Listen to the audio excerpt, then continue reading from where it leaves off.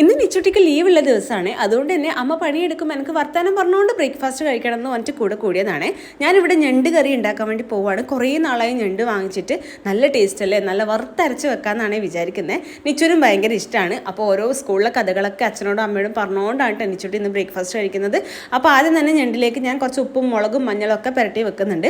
ബാക്കിയൊക്കെ തേങ്ങ വറുക്കുമ്പോൾ അതിൻ്റെ കൂടെ ഇടാന്ന്. ഏതായാലും ഏട്ടൻ വെറുതെ നിൽക്കുമല്ലേ, ഇന്ന് ലീവുള്ള ദിവസമല്ലേ, ഒന്ന് ഉള്ളി മുറിച്ച് സഹായിച്ചെന്ന് പറഞ്ഞിട്ട് കൂട്ടിയതാണ്. അതൊക്കെ നമ്മൾ ഭാര്യമാർക്ക് ഒരു സന്തോഷമുള്ള കാര്യമല്ലേ അല്ലേ. ഏട്ടൻ്റെ നെഞ്ചത്ത് 3 സ്റ്റിക്കർ കണ്ട് അത് നിച്ചൂട്ടിൻ്റെ പണിയാണ്. ഇപ്പം എല്ലാവരും മേത്തും സ്റ്റിക്കർ ഒട്ടിക്കലാണ് കേട്ടോ പണി. ഒരു സ്റ്റിക്കർ ബുക്ക് വാങ്ങിച്ചിട്ടുണ്ട്. അതുകൊണ്ട് മൊത്തം എല്ലാവരും മേത്തും ഒട്ടിച്ച് തീർക്കലാണ് ഇപ്പം മെയിൻ പരിപാടി എന്ന് പറഞ്ഞാൽ. അപ്പോഴേക്കും ഇവിടെ എന്താ എല്ലാവരും കൂടി എന്നെ കൂട്ടാതെ പരിപാടി എന്ന് മറ്റേ യാമിക്കുട്ടി എണീറ്റ് വന്നിട്ടുണ്ട്.